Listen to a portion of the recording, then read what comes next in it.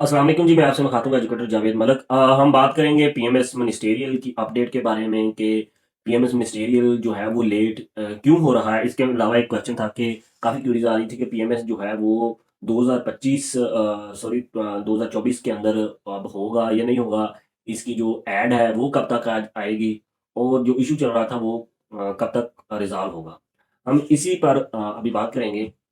पहले तो जो लास्ट हियरिंग थी 25 सितंबर को, उसके उसके अंदर ये था कि एसीएस साहब ने जो अपना डिसीजन वो दे चुका है। आप लोगों सब लोगों को तकरीबन पता ही है कि वो जो ओपिनियन है एसीएस वो अपनी ओपिनियन का इजहार हमारे हक में कर चुका है कि जो पंजाब के पूरे पंजाब के गवर्नमेंट सरकारी मुलाजमीन है ग्रेड 5 से ग्रेड 16 तक, उनका राइट बनता है और कोई भी स्पेसिफिक जो ग्रुप है वो दूसरे ग्रुप के ऊपर अपने जो राइट्स है उसको हक ज़ाहिर नहीं कर सकता। हर मिसाल के तौर पर जो सेक्रेटरीट मुलाजमी थे, उन्होंने कहा था कि जो सीट्स आई हुई हैं पीएमएस मिनिस्टेरियल के ऊपर 18, उसके ऊपर हमारा राइट बनता है, तो उसको रिजेक्ट कर दिया गया था एसीएस की तरफ से।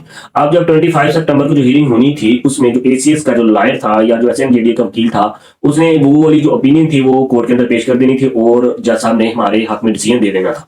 लेकिन वेरी अनफॉर्चुनेट था क्योंकि वोकेशन खत्म हुई थी कोर्ट की और कोर्ट ने दोबारा रिज्यूम किया था। प्रेशर बहुत ज्यादा था केसेस का और जज साहब ने हमारा जो केस था उसको सुनने से इनकार कर दिया कि ये प्रायोरिटी वाला केस नहीं है। लेकिन हमें बड़ा इस बात का अफसोस भी हुआ, दुख भी हुआ। जुडिशियल सिस्टम है पाकिस्तान का, बस क्या क्या कहा जा सकता है। तो लेकिन हमने फिर एक सीएम दायर की कोर्ट के अंदर। सीएम का मतलब ये होता है कि अर्ली हियरिंग के लिए कोर्ट को एप्लीकेशन दी जाती है कि ये केस जो है वो बड़ा इंपॉर्टेंट है, इसका जो इसलिए इसको प्रायोरिटी बेसिस पे जल्दी से जल्दी लगाया जाए। तो जाहिर बात है इसके अंदर पूरे पंजाब की जो सरकारी मुलाजमीन है ग्रेड 5 से ग्रेड 16 तक, वो सारे के सारे स्टेक होल्डर है। तो ये केस कैसे जो है वो प्रायोरिटी पे नहीं आता है या इंपॉर्टेंट नहीं है। तो इसके लिए हमने अपनी तरफ से जो भी एफर्ट हो सकती थी वो की और सीएम दायर कर दी। सीएम एक एप्लीकेशन होती है अर्ली हियरिंग के लिए, तो उसके लिए जो हमें जो डेट मिली वो 27 नवंबर की मिली।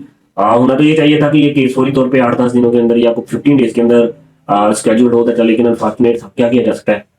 27 सितंबर को ये हियरिंग अब होगी।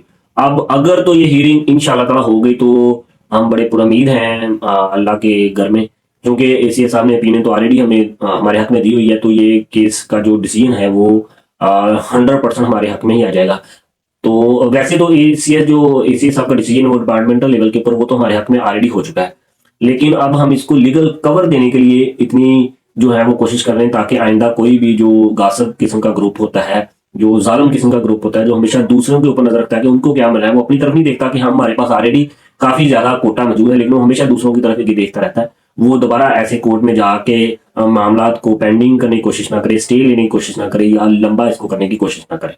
तो दूसरा क्वेश्चन ये था कि एक तो ये इंशाल्लाह 27 नवंबर को ये हियरिंग होगी और इंशाल्लाह उम्मीद है ये इस दफा हो जाएगी और हमारे हक में हो जाएगी।